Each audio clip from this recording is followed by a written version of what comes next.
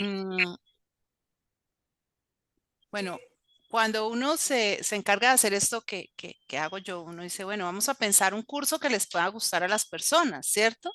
Pero un curso debe tener una intención más allá de simplemente presentar una temática. A mí el tema del nacionalsocialismo alemán siempre me ha interesado desde la perspectiva de sus éxitos en términos de transformación de la sociedad, o sea, cómo los nazis logran que una sociedad que viene en un proceso democrático, agitado, que tiene unos procesos de construcción sociocultural bastante sólidos, se transforme en una sociedad totalitaria y baje, mucha gente renuncie a pensar y cómo se permean las prácticas y las construcciones políticas. Entonces, por ejemplo, en esta primera parte, ustedes han visto la figura central y neurálgica es Hitler. Todo el tiempo va a ser Hitler, todavía hasta la próxima sesión, porque no alcanzo a llegar a Himmler. De ese tamaño es, o sea, y Himmler es para mí un personaje objetivo, porque Himmler es ese personaje que orquesta y que crea este mecanismo de control tan potente que van a ser las SS. Eh, pero además de eso hay otros elementos a rastrear, ¿no? Entonces, por ejemplo, me interesa ver las mujeres y el papel de las mujeres en el régimen nazi. Hay muchos tipos de mujer adentro del régimen de los nazis.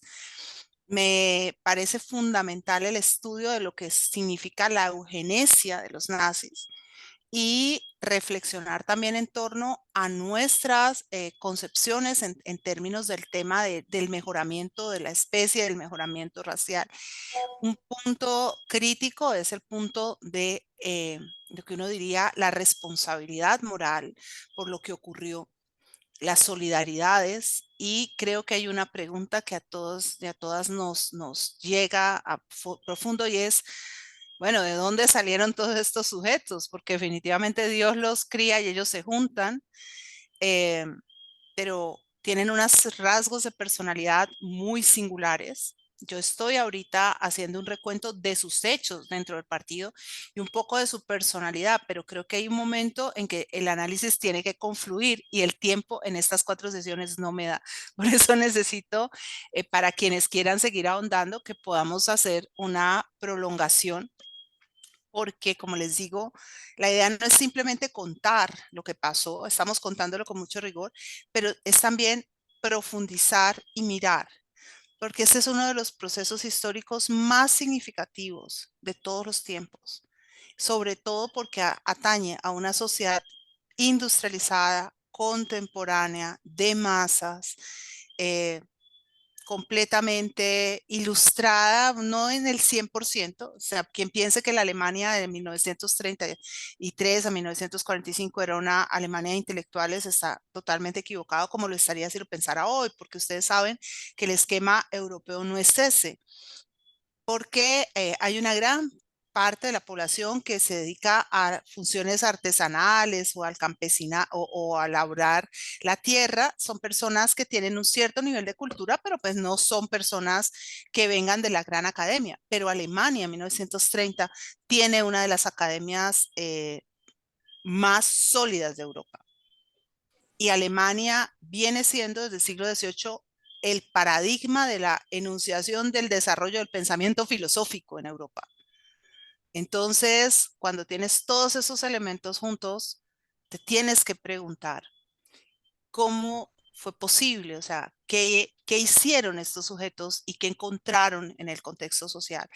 ¿Qué no hizo esa sociedad o qué sí hizo para transformarse de la manera en que se transformó?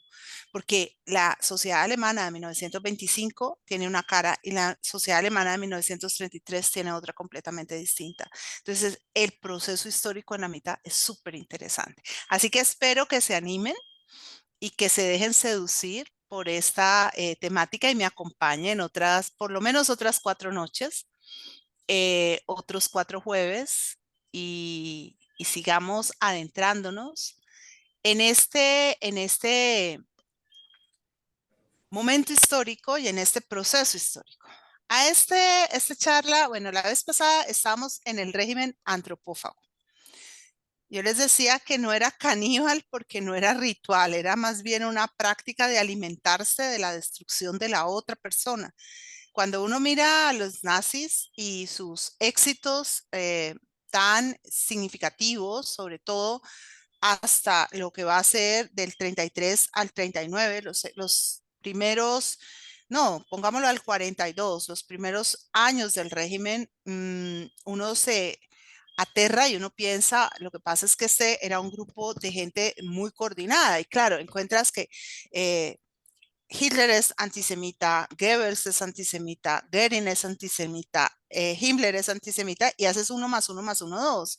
Cuando te pones a mirar al fondo te das cuenta de todas las inestabilidades que hay al interior de esta estructura, como esta es una estructura que es muy poco sólida, que tiene más, a veces solidez en las bases que en las mismas cúpulas y que está unida con un hilo, digámoslo así, de seda muy fino, muy fuerte, pero también frágil, que es Adolf Hitler. El culto a la personalidad del líder, eso hay que entenderlo más allá de la figura en sí de Hitler. Hay personas que pronto a mí me miran con la ceja levantada porque me perdonan, pero pues yo soy muy, muy antinazi. Eso no nubla el poderlos mirar. eh, pero pues, yo siempre me pregunté, bueno, ¿realmente quién es Adolf Hitler? ¿Es un genio? No, no creo que sea un genio. ¿Es un monstruo? Tampoco creo que es un monstruo, aunque la construcción a la que dio lugar su liderazgo fue monstruosa, en el sentido de vulnerar todos los límites de la humanidad. Es un hombre hábil, es un hombre ególatra, es un hombre cizañoso y es un hombre capaz de encarnar un prototipo humano que en ese momento de la historia es muy relevante y es el de justamente el Führer, el líder. El siglo XIX, en su segunda mitad especialmente, es un siglo de un profundo romanticismo. Ese romanticismo no es, como uno pensaría, amor romántico, no, es el romanticismo político, es el ansia de la figura heroica, es el ansia de el sujeto extraordinario. Adolf Hitler, y lo vimos en la primera de nuestras charlas, me perdona, por lo menos así lo creo yo, no es para nada un sujeto extraordinario. Es más bien un hombre bastante frustrado porque no puede entrar a la Academia de Artes, resentido contra su padre, eh, bastante misógino, con un trauma en su relación con las mujeres. Eso lo muestra su relación con Gelly, su sobrina, y con Eva Braun. Em, es porque tiene esa sensación de atracción-repulsión, o sea, no concreta las relaciones, no las profundiza. mm, Instaura el código de pensamiento propio de su momento histórico, que es un código de pensamiento que implica o que supone, me dicen si les molesta un poco el ruido del ventilador para yo ver qué hago. Les supone fundamentalmente a él esa idea de la mujer como el reposo del guerrero, esta mujer como ese ser que no debe ser tocado por los procesos profundos del pensamiento, pero ahí también van a haber unas contradicciones porque Adolf Hitler es un individuo profundamente contradictorio. Es un gran simulador, un gran fabulador. Eh, Él mismo, y voy a buscar la cita porque la tengo, él mismo en algún momento dice que en un cierto momento que las masas necesitan ser dirigidas y que en un cierto momento de la historia cualquier mediocre puede hacerse pasar por un gran hombre.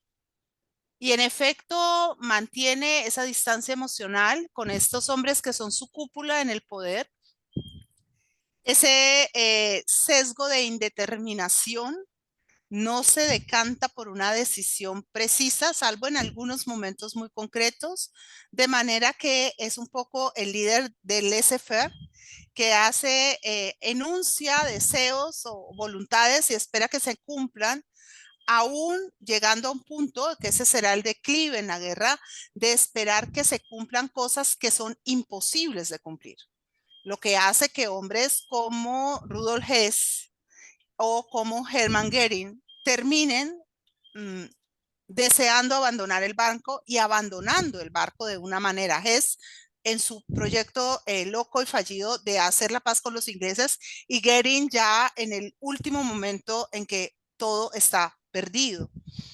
Entonces, él logra crear esa distancia, pero al mismo tiempo esa cercanía, logra hacer que cada uno de estos hombres, y entiéndanme muy bien el término, porque no es un término erótico, es un término que tiene que ver más bien con la admiración y con el apego y con la propia autovaloración. Él logra que todos estos hombres se enamoren del Führer, no de Hitler, del Führer, de esa imagen de poder por la que se sienten profundamente atraídos. Muchos de ellos, como veremos, eran hombres que acumulaban fracasos en su vida anterior a el nacionalsocialismo y el Reich. No eran hombres que vinieran de lo más destacado del mundo intelectual o del mundo profesional o del mundo político o del mundo económico.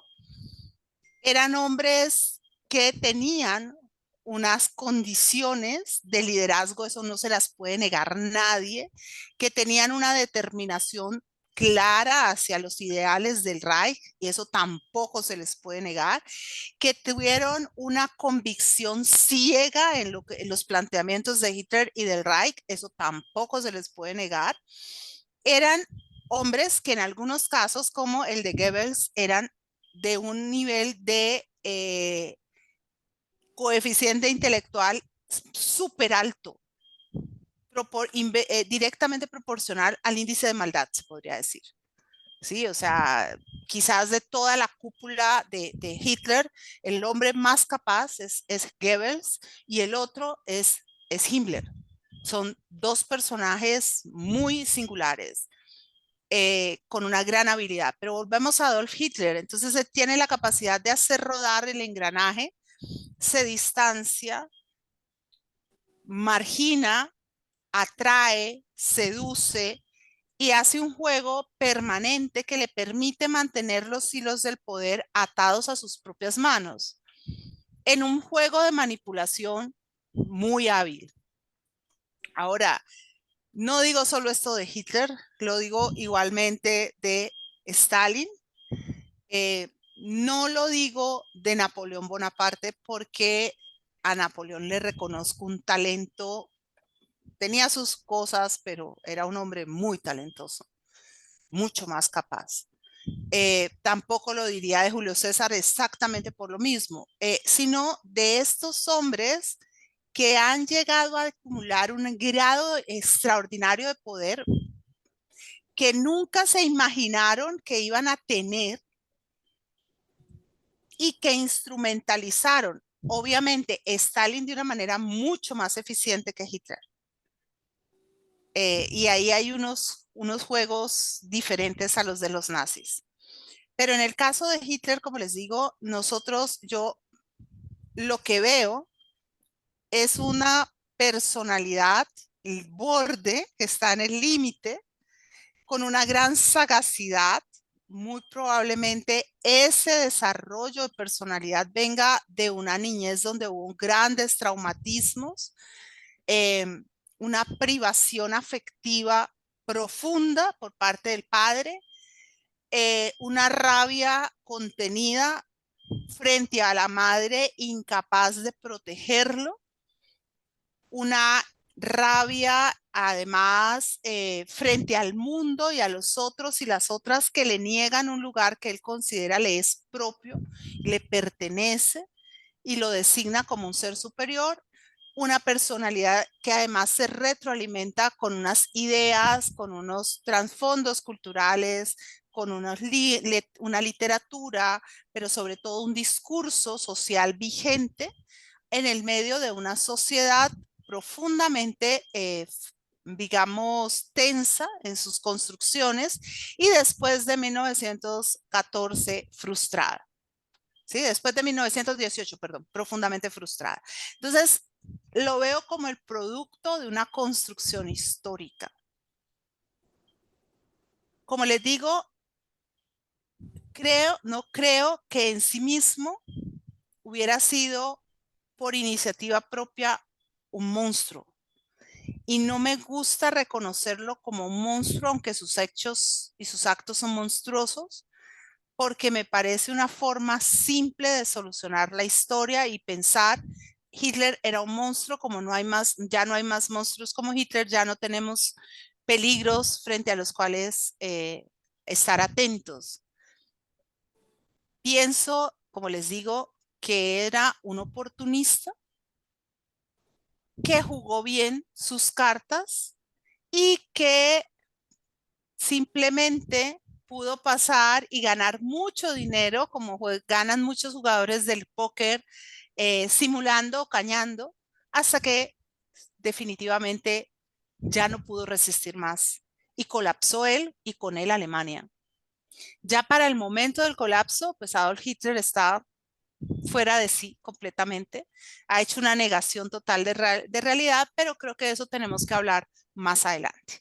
Vamos hoy con Hermann Göring. Hermann Göring fue de todos los hombres de la cúpula de Hitler, el hombre que recibió más alabanzas, más aplausos, más cargos, tuvo más retribuciones, porque aunque Göring no era el más capaz, sí era el más popular, el más interesante, el más empático, el que daba mejor el tipo del ario puro, el hombre que además era carismático, héroe de guerra, un instrumento dorado en las manos de un hombre como Hitler que al lado de Goering adquiere realce en sí mismo y que al poner a Goering a su lado también demuestra su propia superioridad, ¿no? Porque yo, que no doy el tipo exacto del ario, o sea, que soy más bien soy de cabellos negros, de bigote, de ojos, sí, no soy ario, rubio, de azul, de uno altísimo, yo puedo tener a mi merced y a servicio de toda mi voluntad a un hombre tan extraordinario como Hermann Goering. Ahí, por ahí va el juego. Goering nace el 12 de enero de 1893, morirá el 15 de octubre de 1946 después de haber comparecido en los juicios de Nuremberg. No permitirá que se ejecute la sentencia, que era morir ahorcado, sino que se suicidará tomando una cápsula de cianuro. Ya hablaremos de su suicidio. La madre de Goering dijo en algún momento, viendo a su hijo ir y venir de un lado para el otro, con su impulso enérgico, se convertirá en un gran hombre o en un gran delincuente. Bueno, a veces un gran hombre puede ser un gran delincuente. En efecto, Goering logró las dos cosas, no porque yo considere en mí misma que sea un gran hombre, pero tuvo todos los cargos más elevados en el Reich y logró la admiración de millones de alemanes que temblaban de verdadero fervor al ver a este héroe de la nación y del partido. Bien, durante la guerra fue reclutado para ser parte de la fuerza de combate aéreo. Obviamente, en ese momento, digamos, en la Primera Guerra, la aviación alemana, que todavía no es la Luftwaffe, había tenido unos logros absolutamente elevados y había tenido una personalidad sumamente destacada con el Barón Rojo, con Richthofen. Así que te llamaran a la aviación era como en el siglo XVIII, XIX, que te llamaran a la caballería. Es el cuerpo de élite, ahí están los niños lindos, es decir, ahí está lo mejor del ejército, los verdaderos héroes, porque la batalla aérea, como la batalla a caballo, era básicamente un cuerpo a cuerpo, un uno a uno. No es como en el caso de la infantería, donde eres parte de un gran cuerpo de ataque, o aún de la marina, donde hay muchos hombres en la tripulación de un barco. Aquí se trataba de ir y exponer la vida en casi que básicamente en solitario. A Goering le va muy bien. Es un verdadero héroe militar para Alemania. Termina la guerra con 22 victorias y una cruz de hierro. Ojo, a veces se dice que Hitler tuvo la cruz de hierro. No, Hitler no tuvo la cruz de hierro. Hitler tuvo la cruz de los heridos, porque él había sido herido en, como les decía, como la cruz negra, que era la cruz que les daban a aquellas personas que habían tenido un mérito militar y habían resultado heridas. A Goering le dan la cruz de hierro, que es la máxima condecoración militar de Alemania. Después de la guerra, se queda como muchos hombres que combatieron en una situación límbica, es decir, no logra definir su futuro hasta que en 1920, 1921 ingresa a un servicio de vuelo privado, o sea, se vuelve piloto para vuelos privados y lo contrata el conde Erich von Rosen para que lo lleve a su castillo desde Estocolmo. Y allí, en uno de los muchos viajes, van a pasar cosas importantes. En primer lugar, el conde simpatiza mucho con Goering, un héroe de la guerra, un hombre alto, rubio, de ojos azules, simpático, eh, decidido, muy en el tono de las ideas del momento. Y lo invita a entrar al castillo, pues, y lo acoge como un huésped, y ahí Goering entra y es la primera vez que ve la esvástica que está puesta sobre la chimenea. Y pues el conde le hace la referencia de lo que es este símbolo como un símbolo de eternidad, de recurrencia, de condición de ser invicto, de ser completamente afortunado, porque la esvástica, y luego la tengo que analizar más a fondo, apunta a los 4 puntos cardinales, pero al mismo tiempo tuerce su final de manera que se vuelve como una gran hélice, o sea, como un elemento de eterno retorno, la capacidad de garantizar la eternidad. Este es un tiempo, y eso lo vamos a ver cuando entremos a ver Himmler, ya en el próximo ciclo, en el que el ocultismo tiene una fuerza inmensa. Hay una crisis de valores profunda y hay una crisis religiosa enorme. O sea, las personas han perdido en buena medida su fe o su creencia en la iglesia. No todo el mundo, no todo el mundo. Un cierto grupo de personas, mayoritariamente hombres, muchos de ellos desencantados, la experiencia de la guerra ahondó en eso, la forma en que se venía desarrollando la política también contribuyó, en el sentido de que la iglesia se volvía un obstáculo para el pensamiento libre y esto llevó a muchos a retirarse. Es una época de incredulidad en lo establecido y credulidad en lo desconocido. Cualquier parecido con la actualidad, ni ninguna coincidencia, pero son muy distintos los momentos históricos, a decir verdad. En ese momento, entonces empiezan a buscar toda suerte de artefactos mágicos, símbolos, cosas que puedan, símbolos crísticos, símbolos antiguos, todo lo que pueda significar la obtención del sumum de los sumums de los sumums de los sumums de los sumums de los anhelos humanos, el poder. En el siglo XVIII, hasta el siglo XVIII, el poder fue una concesión hasta 1763, 1776 en Estados Unidos, 1789 en Francia. El poder fue una concesión otorgada por Dios a un grupo específico de seres humanos. Fuera de esa élite natural que adquiría ese poder por herencia o linaje, eran mínimos los sujetos que podían llegar a disfrutar realmente de poder. Tenían que tener unas condiciones excepcionales que los destacaran del resto y los promovieran a un lugar particular. Es el caso del secretario de Enrique VIII. Ahorita se me fue el nombre, que es, digamos, el después de el obispo. Ahorita se me fueron los dos nombres, pero ahorita me voy a acordar.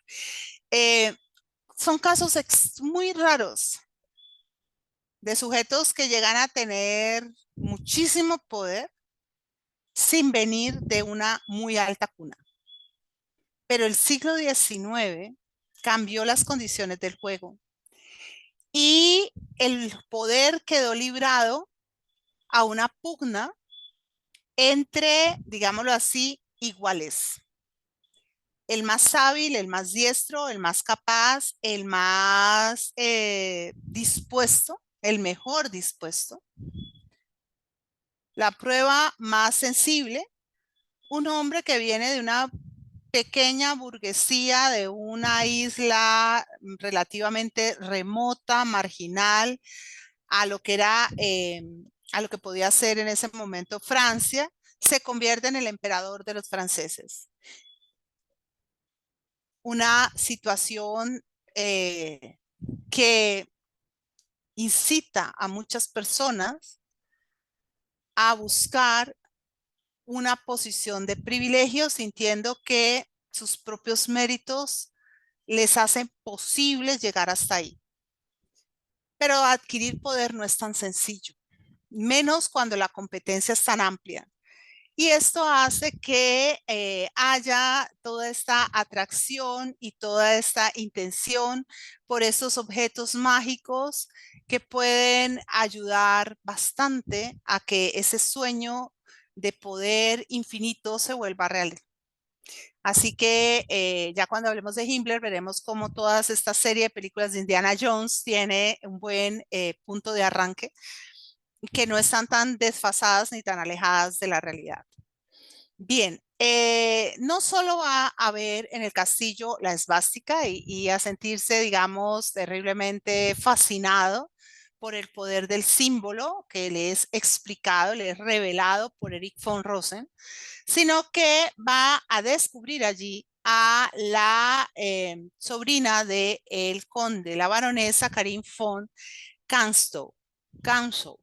Ella era sueca, estaba casada, tenía un hijo joven, ¿sí?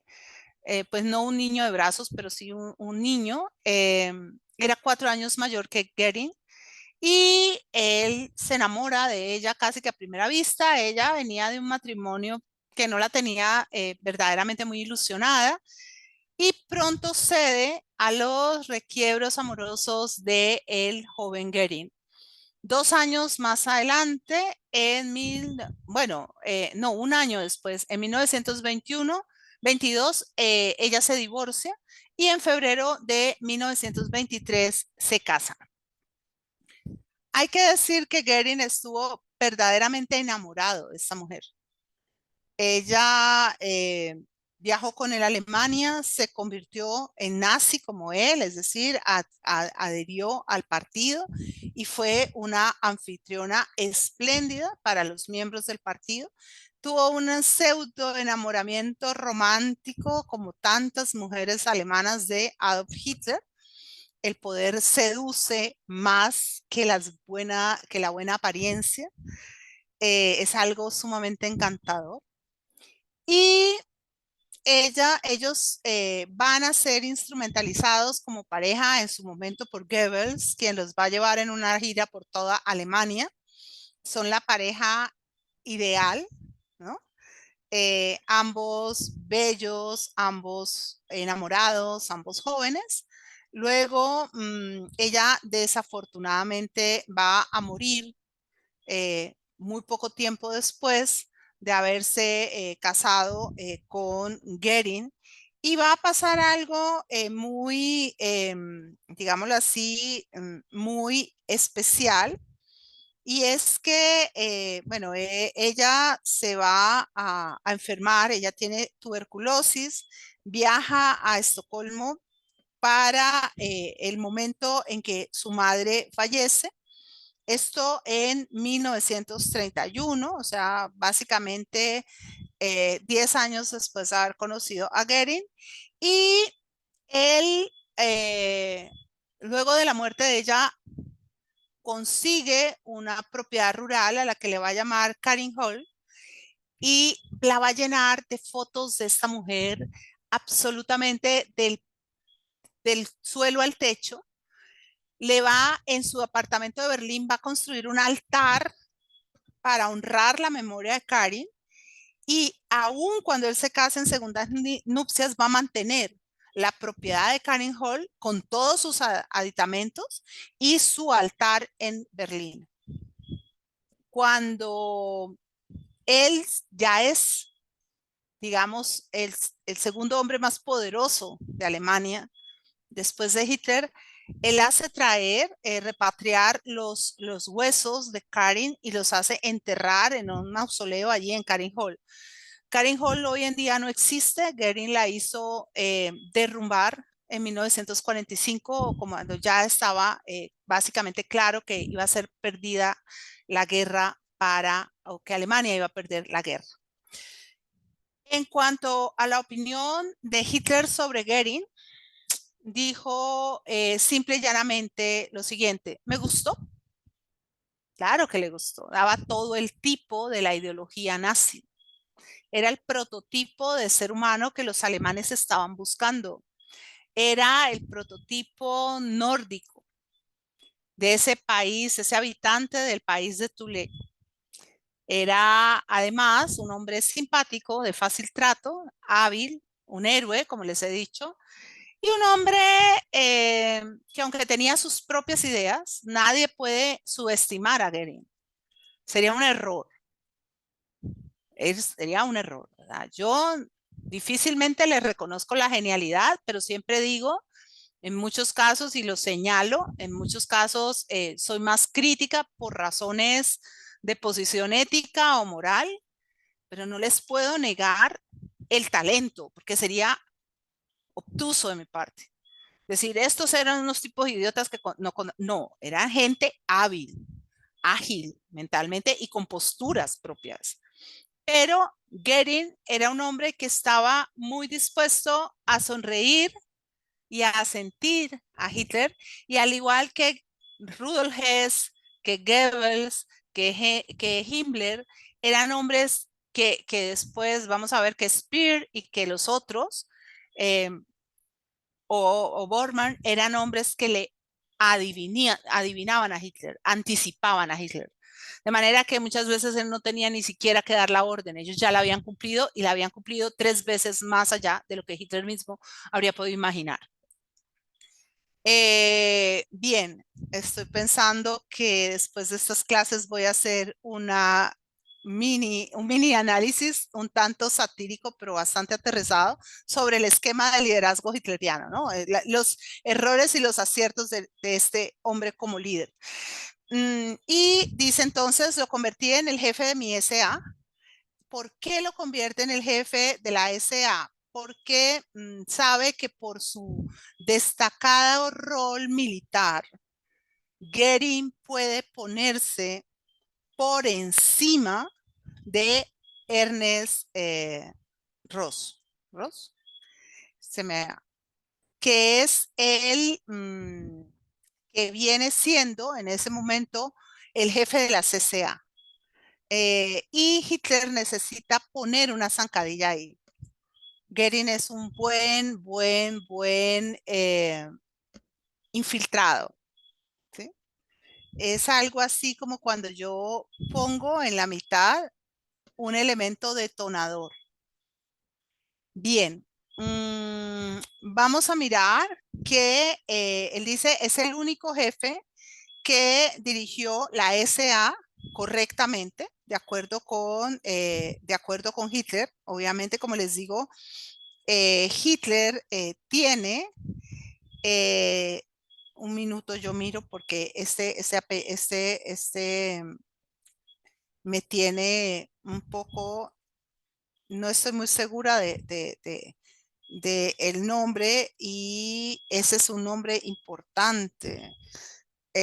Ernest, no es Ross, sino Ernest, es Rom. Me equivoqué, yo dije, yo me equivoqué, yo sé. Ernest Rom. Y él dice, pues Rom es un hombre poco controlable, es un hombre que ya tiene el dominio de la CCA antes de que Hitler llegue al partido, entonces es la casa ocupada.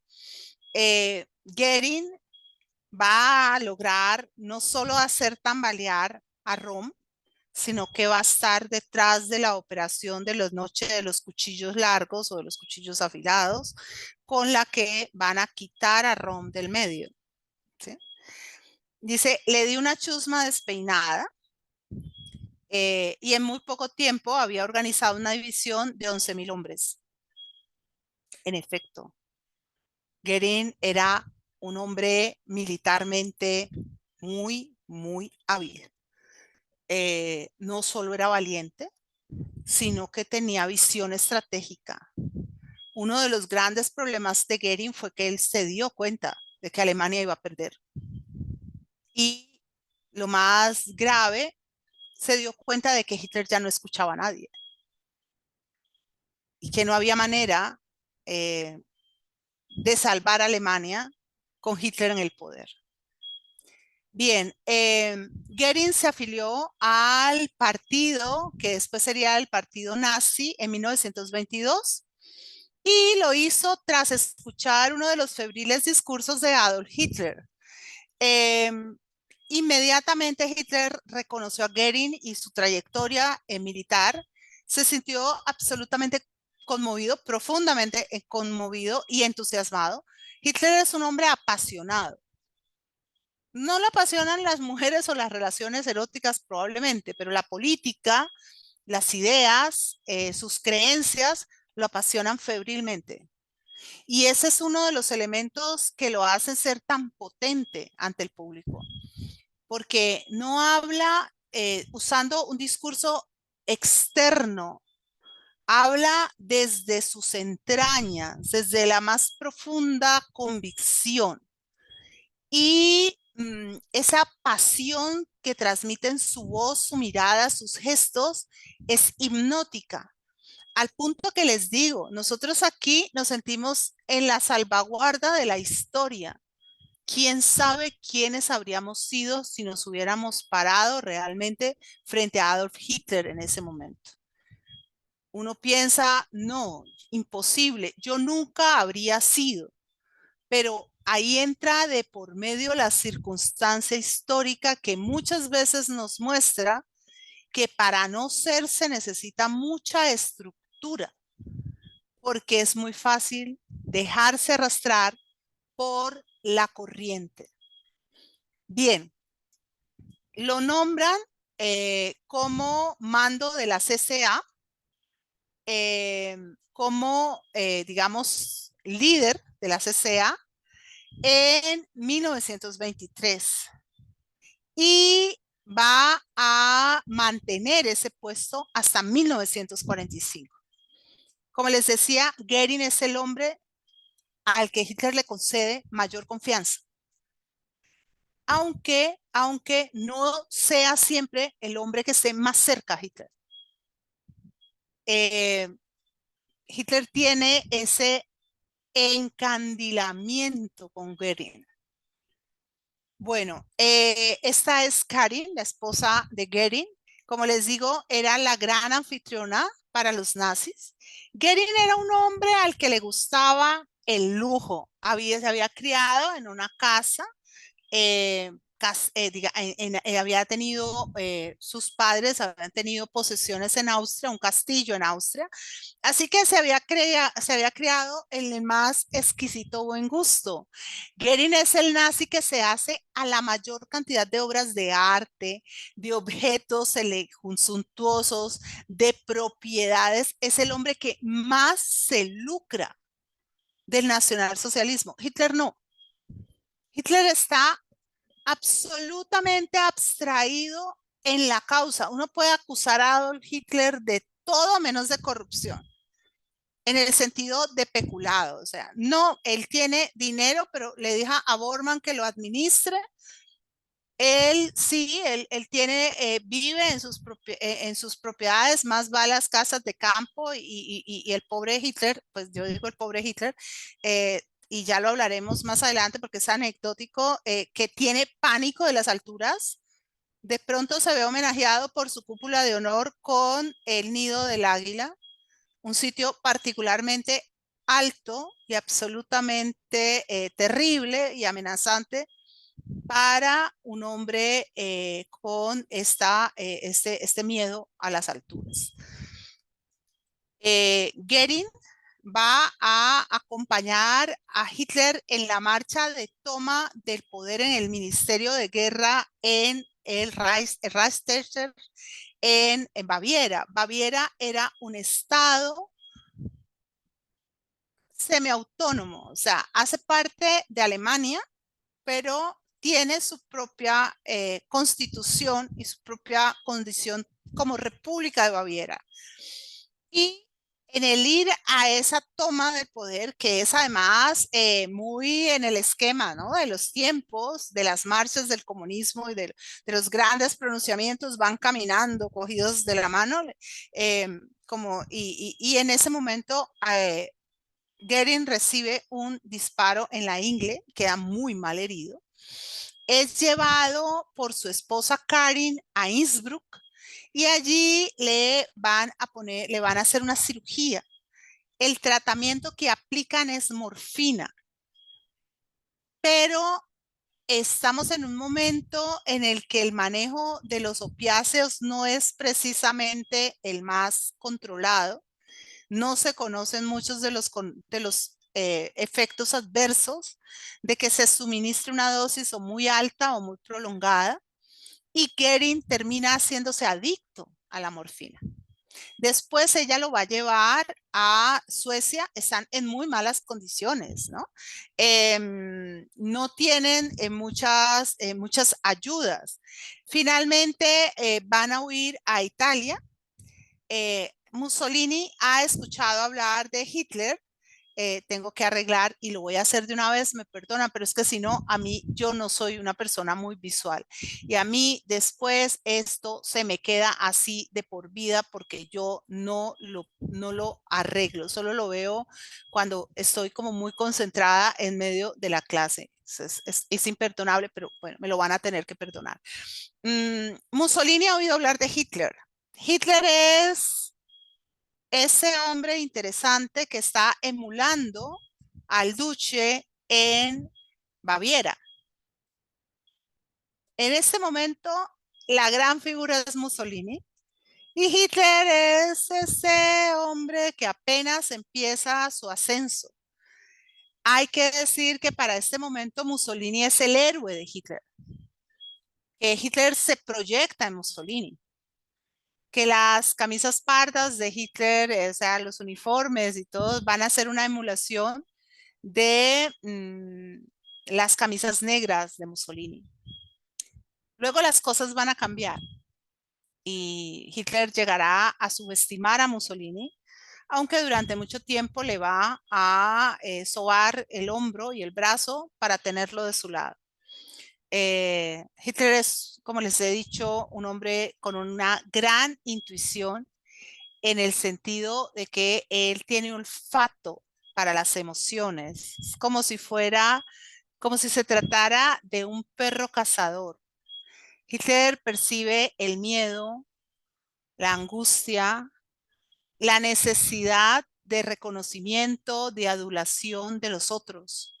Eso lo hace un manipulador extremadamente peligroso y eficiente. Y Mussolini no se va a poder escapar a esa tela de araña que le va a tejer Adolf Hitler. Él va a llevar a Italia a meterse en la red.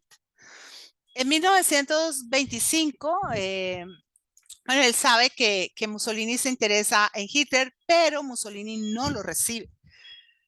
Eh, Le deja saber, ¿no? Lo suficiente como para que el alemán se vaya con las maletas hechas, pero no tanto como para comprometerse con una causa que todavía es insignificante.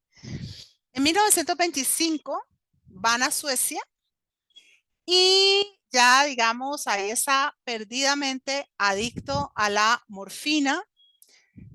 Karin lo va a someter a un proceso de desintoxicación, pero esta adicción acompañará a Goering básicamente por el resto de su vida. La va a manejar, pero no la va a superar.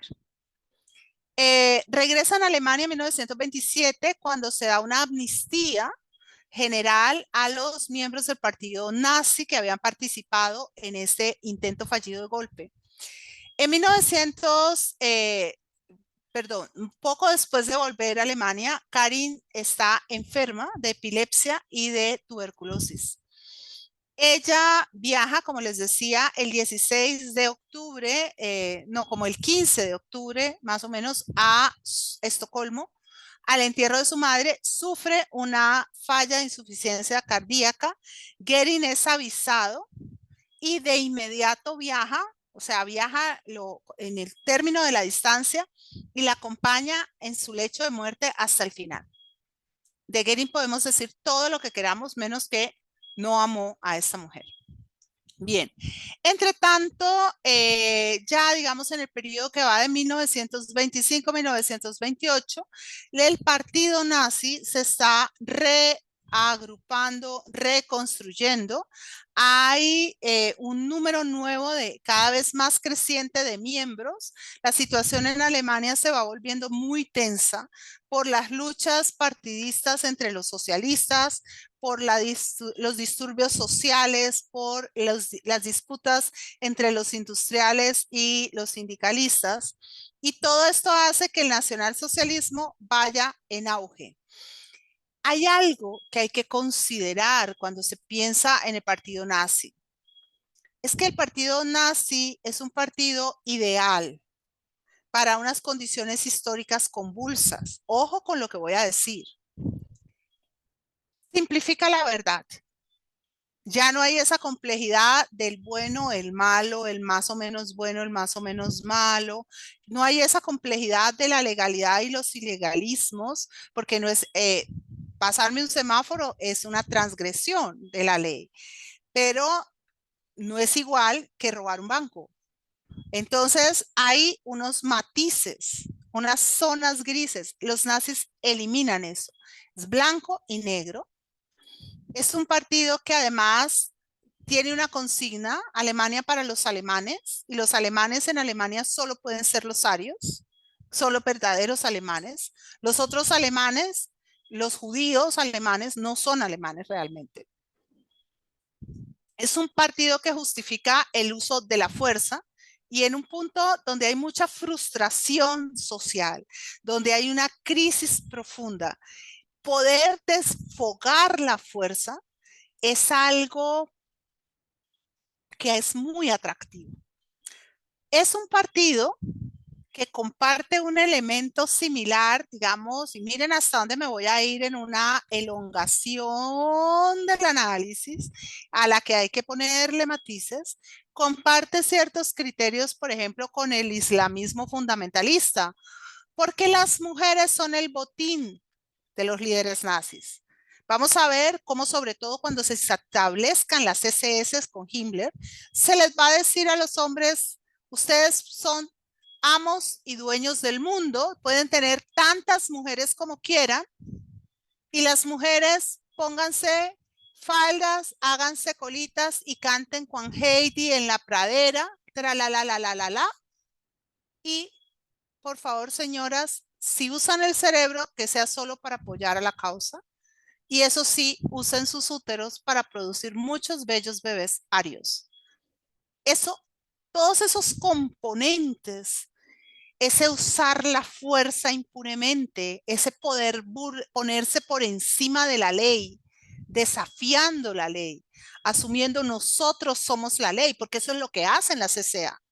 O sea, las CCA golpean a los opositores, golpean a los sindicalistas, imponen su voluntad, destrozan lo que quieren, y esa permisividad en el uso de la violencia es lo más atractivo para unos grupos sociales tremendamente marginados, terriblemente resentidos, que sentían que la historia era injusta con ellos, los verdaderos alemanes, que tenían sueldos de miseria, vivían en casas en condiciones lamentables, mientras que los falsos alemanes o judíos vivían en la opulencia y llevaban sus hijos a las universidades y disfrutaban de toda serie de privilegios.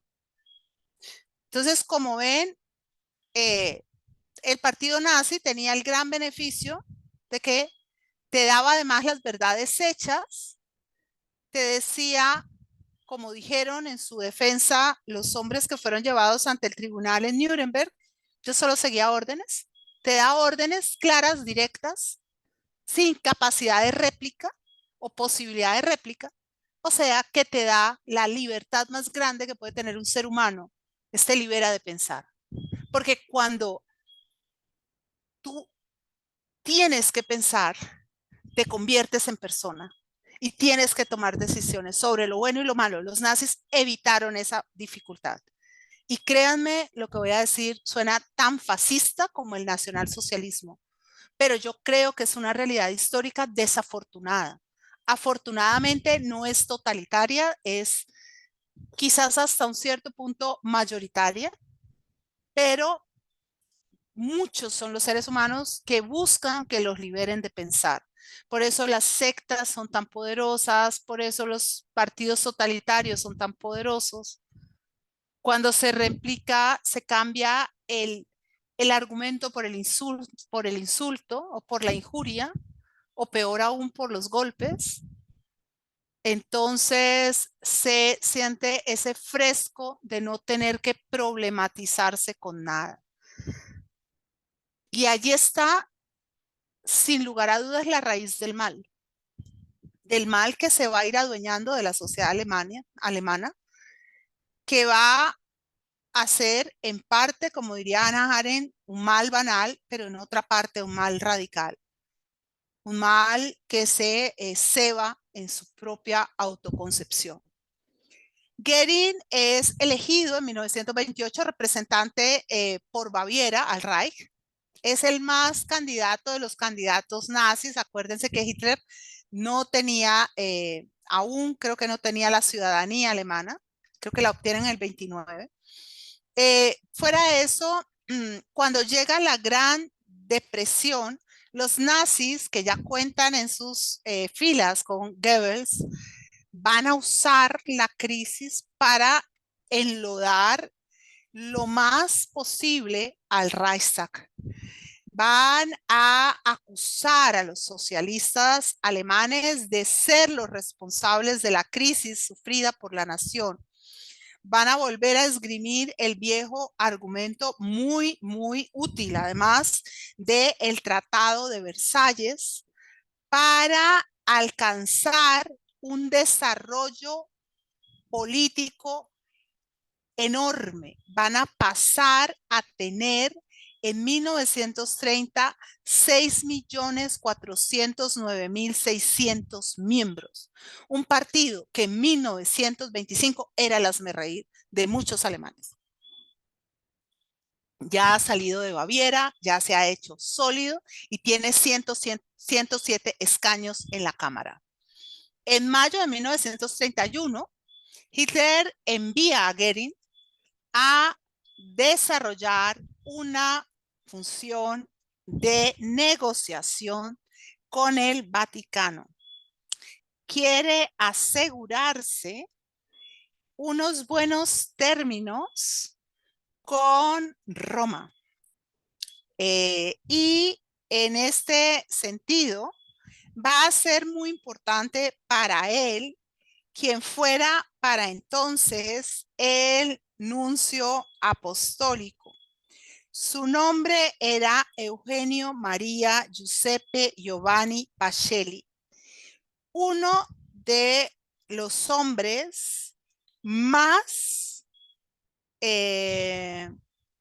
inteligentes que han ocupado la silla pontificia, pero un hombre que por siempre estará imputado por sus aproximaciones al nacionalsocialismo, por su incapacidad para ver o enterarse de los hechos desarrollados por el nacionalsocialismo hasta por lo menos los inicios del régimen.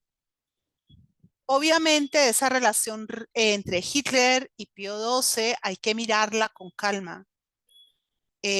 Después se afirma que la posición del Vaticano pudo haber cambiado y que pudo haber una cierta mediación para ayudar a las víctimas del Holocausto. Lo cierto es que originalmente ese hombre creyó, ¿sí? Creyó que Hitler era un hombre confiable. Cometió el error que cometió casi toda Europa hasta 1939. Europa solo empezó a abrir los ojos en el 39 en relación a lo que hacía Hitler. Y Goering fue el instrumento para establecer un principio de acercamiento que pudiera llevar a una política concordataria. Hitler no quiere a la Iglesia Católica Alemana, que es una iglesia muy potente y muy representativa, en su contra. Y desea que Roma esté tranquila. Bien, en las elecciones de julio de 1932, los nazis ganan 230 escaños y se convierten en el partido mayoritario en el Reichstag. Todavía no pueden controlar las decisiones. Acuérdense que van a tener que hacer alianzas, unas alianzas que rápidamente van a traicionar. Obviamente, en ese momento, los nazis tenían el derecho de elegir al presidente del Reichstag y el candidato fue Goering, el miembro más insigne del partido, el que tenía mayor tradición en la política y el que destacaba mejor en las fotos y en todos los proyectos propagandísticos. No bien ya instalado, digamos, el Reichstag y de todo lo demás, la noche del 27 de febrero de 1933, siendo ya Hitler el canciller de Alemania, el Reichstag fue incendiado. Eh, obviamente, obviamente, ese incendio todo el mundo lo asume, fue un incendio provocado por los propios nazis. Y es muy seguro, casi que es 100% seguro, que Goering estuviera detrás del incendio. Si no, Goering directamente sí las SA. Le echaron la culpa del incendio a un socialista, a un miembro del Partido Socialista, y esto les sirvió para, como les decía, suspender el régimen de derechos en Alemania. Cuando Hitler se convierte en canciller en Alemania en el 33, Goering es nombrado ministro sin cartera. Al mismo tiempo es nombrado ministro del Interior para Prusia y comisionado de aviación del Reich. Este es un signo contundente de la personalidad de Adolf Hitler.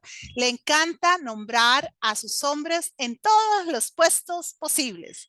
Los llena de títulos rimbombantes, pero hace al mismo tiempo que estén dispersos entre diferentes tareas, logrando casi siempre que se vayan hacia la que más les inclina y permitiendo que se den ciertos movimientos turbulentos al interior del régimen. Bien, como ven, la realidad histórica me traiciona, me extiendo en el análisis, se me acaba el tiempo. Así que lo único que me queda decirles con gran, digamos, con gran pena, porque hubiera querido realmente hacerlo en 4 clases, eso es algo iluso tratándose de mí, porque yo no puedo negar que a mí me gusta la profundidad en la historia y que pienso que pues contar hechos sin analizar no tiene sentido. Muchas gracias por su compañía. Espero se atrevan y sigamos, porque creo que estas clases nos dicen mucho frente a la realidad histórica contemporánea. Muchas gracias. Sí. Gracias, Ilma. Ilma, buenas noches, gracias. Bueno, hasta Feliz luego, noche que para todos. descansen. Muchas Chao, gracias. chao, Chao, chao. chao.